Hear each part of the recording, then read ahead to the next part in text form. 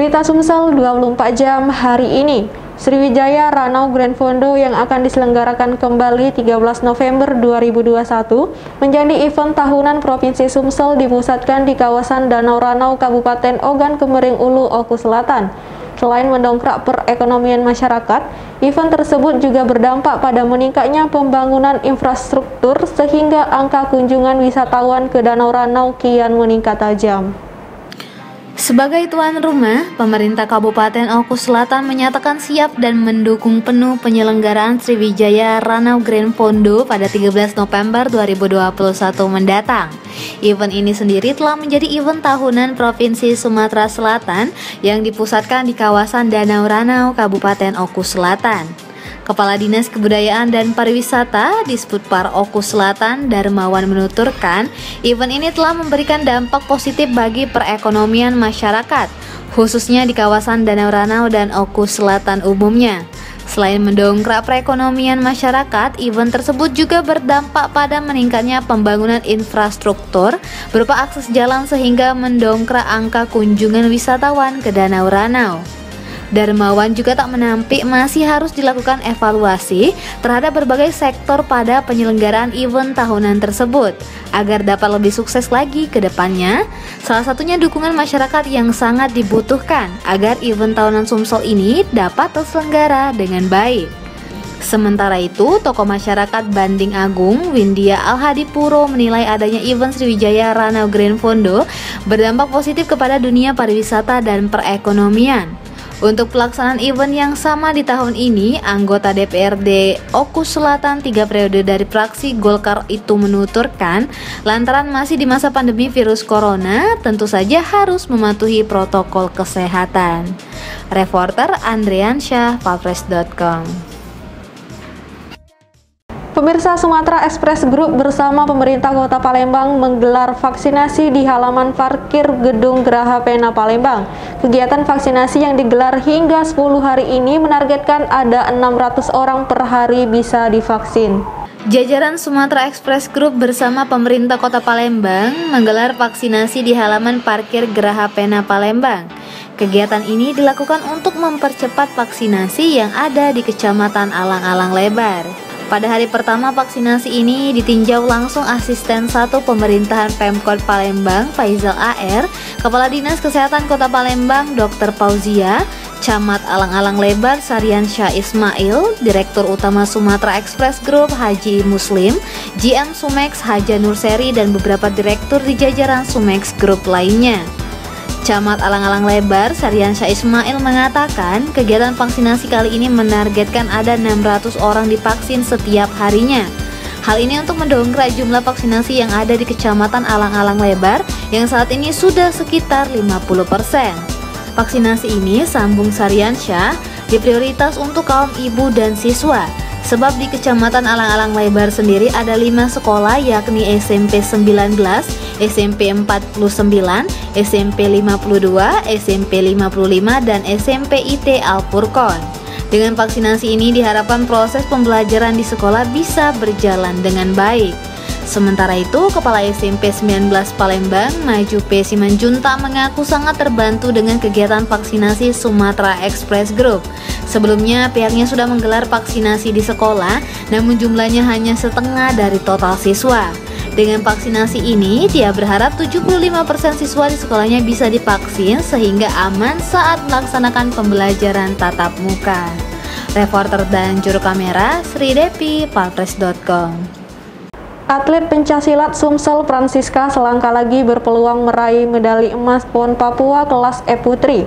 Bermain di venue Silat Gor Taware Papua, Francisca berhasil menumbangkan atlet Bali Nimade Indah di semifinal dengan nilai cukup telak dari 7 juri.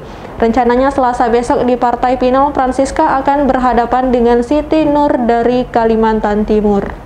Melalui pertarungan yang sengit, atlet pencaksilat Sumsel Francisca berhasil melangkah ke final kelas F Putri setelah mengalahkan pesilat asal Bali Nimade Indah.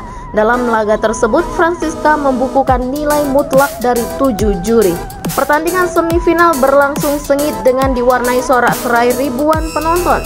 Francisca beberapa kali berhasil memasukkan tendangan, begitu juga dengan pukulan. Begitu waktu dinyatakan habis dan wasit pertandingan menyatakan Siska sebagai pemenang, Siska pun tampak melompat kegirangan dan langsung mendekati pelatih Abbas Akbar. Bahkan Siska tampak menangis haru atas keberhasilan itu. Menurut Siska, lawannya tahu kondisi dia sedang sakit di kaki bagian kiri, sehingga sepanjang laga, tempat itulah menjadi sasaran serangan lawan. Direncanakan babak final digelar Selasa besok, di mana Francisca akan berhadapan dengan Siti Nur dari Kalimantan Timur. Sementara itu, atlet silat Sumsel juga berhasil maju final di nomor ganda putra atas nama Andre dan Supriyadi. Pelatih silat Sumsel Abbas Akbar mengatakan perjuangan atletnya luar biasa. Menurut Abbas, perjuangan atlet pencaksilat Sumsel sangat luar biasa. Selain memastikan 2 nomor final, pencaksilat Sumsel juga mendapatkan 3 perunggu, yakni Nia Larasati di nomor E Putri, Alfian di nomor E Putra, dan Juan di nomor ganda putra. Menurut Abbas, dia tidak membebankan atletnya target, namun berupaya melakukan yang terbaik seperti yang dilakukan selama latihan. Kita perjuangan anak-anak, kita masuk satu finalis di kategori tanding dan 1 finalis kategori ganda putra. Dan kita sudah mendapatkan 3 perunggu.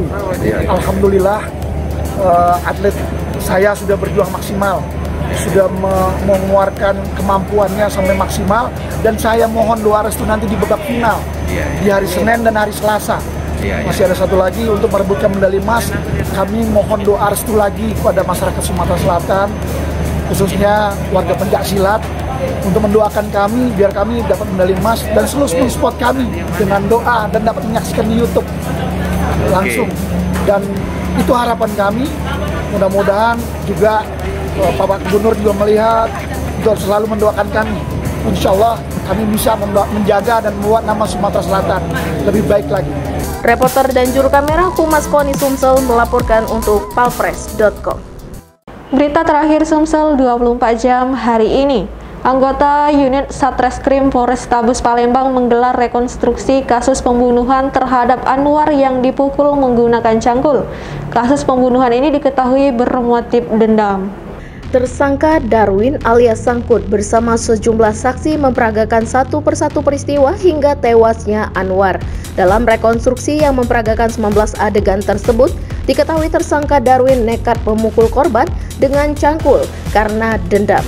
Kapolrestabes Palembang Kombes Pol Irfan Prawira Satya Putra melalui Kasat Reskrim Kompol Tri Wahyudi mengatakan, rekonstruksi digelar untuk melengkapi berkas dan juga mencari kebenaran terhadap keterangan yang didapatkan, baik dari pelaku hingga saksi.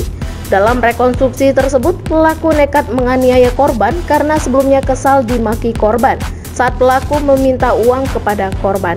Saat melihat korban duduk sendirian di TKP, pelaku langsung berniat memukul korban dengan cangkul hingga meninggal dunia. Betul sekali, kami terutama untuk penyidikan melengkapi berkas perkara kasus 338 di TKP-nya yang 5 Hulu, kita pasti akan merekonstruksi kejadian untuk mengklopkan keterangan dari saksi-saksi yang ada di BAP. Ya, kalau tadi ada sekitar 19 adegan, semuanya sudah klop, dan perannya juga saksi ada di mana, terus dari pelaku bagaimana caranya segala macam sudah pas. Insya Allah berkas bisa segera kita lengkapi untuk kita tahap satukan kepada kejaksaan. Sementara itu, kakak korban Haji Badar mengatakan rekonstruksi yang dilakukan sesuai dengan kejadian yang sebenarnya. Dari hasil rekonstruksi ini, dia berharap pelaku dapat dihukum seberat-beratnya sesuai dengan kejahatannya. Pas dengan BAP, pas dengan apa yang kita tulis sama. Dari adegan 1 sampai terakhir Pak ya? Cuman dia tadi itu ada kata-kata ya, suatu kebanggaan bagi tersangka mengatakan bahwa saya sudah membunuh Anwar. Harapan gitu Pak? Ya, harapan kita ya hukuman mati. Reporter dan juru kamera Kurniawan, palpres.com. Demikianlah berita Sumsel 24 jam hari ini. Untuk pemirsa Sumsel 24 jam, jangan lupa tetap menerapkan protokol kesehatan seperti menjaga jarak, mencuci tangan, dan menggunakan masker. Saya Sri Depi, sampai jumpa.